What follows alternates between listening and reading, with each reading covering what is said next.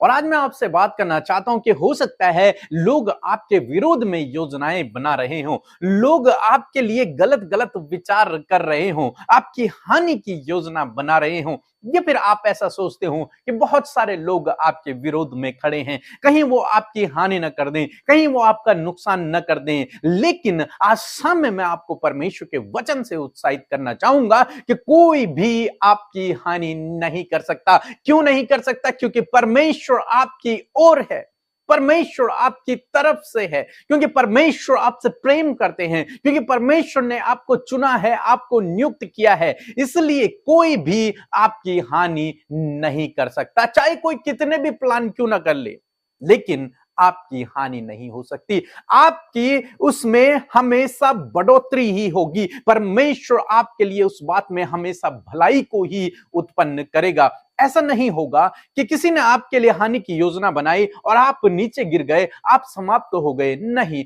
आप उससे हमेशा आगे ही बढ़ेंगे, क्योंकि बाइबल कहती है कि परमेश्वर हमारे लिए हर एक बात में भलाई को उत्पन्न करता है। तो यदि आपने भरोसा रखा, यदि आपने विश्वास रखा और यदि आप परमेश्वर के पीछे चलते रहे, तो चाहे लोग कितनी भी योजनाएं क्यों ना बना ले, वो आपको फंसा भी दें, लेकिन फिर भी आप उससे आगे ही बढ़ोगे। क्यों? क्योंकि आपके लिए उस बात में भी परमेश्वर भलाई को उत्पन्न कर देगा। एक वचन हम लोग पढ़ेंगे, उत्पत्ति किताब उसका 50 अध्याय और 20 पद, जहां पर कुछ इस प्रकार से लिखा है, यद्यपि तुम लोगों ने मेरे लिए बुराई का विचार किया था, परंतु परमेश्वर ने उसी बात में भलाई का विचार किया, जिससे वह ऐसा करे जैसे आज के दिन प्रकट है कि बहुत से लोगों के प्राण बचे हैं।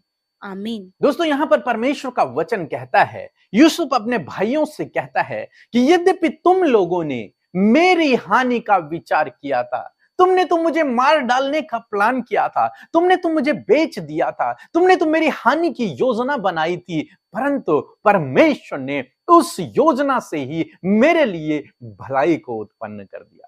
परमेश्वर ने उस विचार को ही मेरे लिए भलाई में परिवर्तित कर दिया। तुम्हारी उस हानि की योजना को परमेश्वर ने मेरे लिए बेहतर कर दिया, उससे मेरे लिए भलाई को उत्पन्न कर दिया। जैसा कि आज तुम लोग देख रहे हो कि मेरे द्वारा बहुतों के प्राण बचाए जा रहे हैं। दोस्तों यहां पर हम देखते हैं कि यूसुफ के भाइयों ने तो यूसुफ के लिए हानि की योजना बनाई, चाहा कि ये मर जाए, ये नष्ट हो जाए, ये आगे न बढ़े, ये यहीं समाप्त हो जाए, ये हमेशा गुलामी का जीवन व्यतीत करे, कठिनाई का जीवन व्यतीत करे। ऐसा उन्होंने प्लान किया, योजना बनाई और उन्होंने किया भी वैसा।